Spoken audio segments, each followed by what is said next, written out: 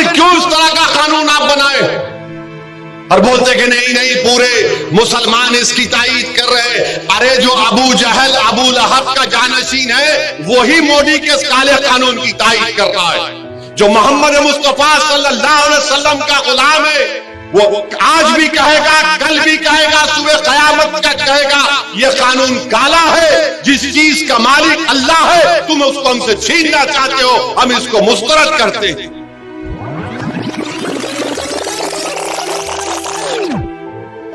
ये कानून जो बनाया गया है वक्फ तरमीमी कानून, हम हमारे हिंदू भाइयों को, सिख भाइयों को, बौद्ध भाइयों को बताना चाह रहे हैं, आपके धर्म के बोर्डों में आप ही के मजहब का आदमी मेंबर बन सकता है। तेलंगाना के एंडोमेंट बोर्ड में सिर्फ हिंदू धर्म के लोग ही मेंबर बन सकते हैं। सिख गुरुद्वारा प्रबंधक कमेटी में सिर्फ सिख ही लोग मेंबर बन सकते हैं। भारत के मुसलमान ये कहना चाह रहे हैं कि जब आपके धर्म के बोर्ड में आपके मजहब के मानने वाले ही मेंबर बन सकते हैं तो मुसलमानों के धर्म के बोर्ड में आप कैसे दो गैर मुस्लिम को मेंबर बनाना चाहेंगे। हम यही कह रहे हैं कि आपके धर्म के बोर्ड में लिमिटेशन का कानून लागू नहीं होता है।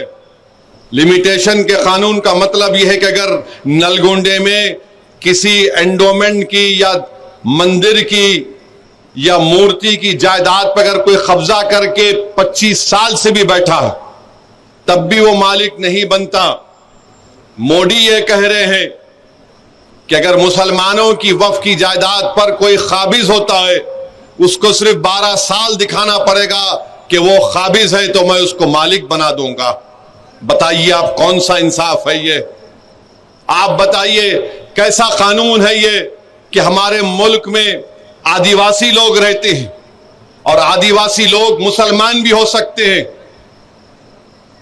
पार्लियामेंट में कांग्रेस पार्टी से लक्षद्वीप से एक मुस्लिम एमपी है, हमदुल्ला सईद उनका नाम है, मुसलमान है, आदिवासी हैं, ट्राइबल हैं। उनके वालिद 9 मर्तबा के एमपी थे कांग्रेस पार्टी से, राज्यसभा के, लोकसभा के डिप्टी स्पीकर भी थे। आपने कानून बना दिया कि शेड्यूल 5, शेड्यूल 6 में कोई वक्फ की प्रॉपर्टी नहीं दी जा सकती है। तो वो जो आदिवासी मुसलमान है क्या वो अपनी जायदाद को वक्फ नहीं कर सकेगा? क्या ये हमारे भारत की आईन के आर्टिकल 14 के खिलाफ नहीं है, आर्टिकल 15 के खिलाफ नहीं है, आर्टिकल 26 के खिलाफ नहीं है, आर्टिकल 29 के खिलाफ नहीं है? इस तरह का कानून बना दिया गया। उत्तर प्रदेश में, हरियाणा में, पंजाब में वक्फ इवैक्यू प्रॉपर्टीज है। जो लोग इस वतन को छोड़कर चले गए थे उन्होंने कहा कि मैं वतन को छोड़ रहा हूं मगर मैं ये जायदाद अल्लाह को उसका मालिक बनाता हूं। तो मोदी ने क्या कर दिया, कहा कि वो सेक्शन को उड़ा दिया, आपने लिमिटेशन के सेक्शन को उड़ा दिया, वक्फ इवैक्यू प्रॉपर्टीज के सेक्शन को उड़ा दिया। अगर नलगुंडे में कोई वक्फ इवैक्यू प्रॉपर्टी है तो वक्फ की प्रॉपर्टी नहीं रहेगी, कलेक्टर उसका, गवर्नमेंट उसकी मालिक बन जाएगी। आप कहां से वक्फ को बचा रहे हैं बताओ? फिर कानून यह बना दिया गया कि 6 महीने के अंदर वक्फ के पोर्टल के ऊपर आपको मौजूदा वक्फ को रजिस्टर करना पड़ेगा और अगर 6 महीने में नहीं करे तो वो वक्फ नहीं रहेगा, कोर्ट को जाओ। और अगर रजिस्टर करने गए तो कोई भी एक जोकर जाकर बोलेगा नहीं ये वक्फ की प्रॉपर्टी नहीं है तो कलेक्टर साहब खाली इंक्वायरी लिखना उसके ऊपर। इंक्वायरी जैसा लिखे, जब तक इंक्वायरी मुकम्मल नहीं होती वक्फ की प्रॉपर्टी नहीं रहेगी। कलेक्टर साहब इंक्वायरी लिख देंगे और जो भी चीफ मिनिस्टर होगा उनको जाके बोलेंगे आखा आपका काम कर दिया, हम अपनी वक्फ की जायदाद से महरूम हो गए।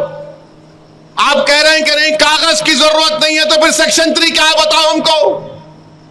आप कह रहे हैं कि कागज नहीं है तो किसने इसको वक्फ किया था ये लिख दो। अरे 900 साल 400 साल पहले की मसाजिद है, दरगाहें हैं, कैसे मालूम होगा बताओ? तो आपका मंच और मकसद एक ही है कि वक्फ की जायदादों को छीन लिया जाए। सेक्शन 3C क्या है बताइए आप? सेक्शन 3D क्या है कि अगर कोई मस्जिद, दरगाह, खानखा, आशुर खाना आसार खदीमा के तहत एंशिएंट और प्रोटेक्टेड होगा तो वक्फ नहीं होगी, उसका मालिक हुकूमत हिंद ASI होगा। तो क्या वक्फ की जायदाद को छीन नहीं रहे आप?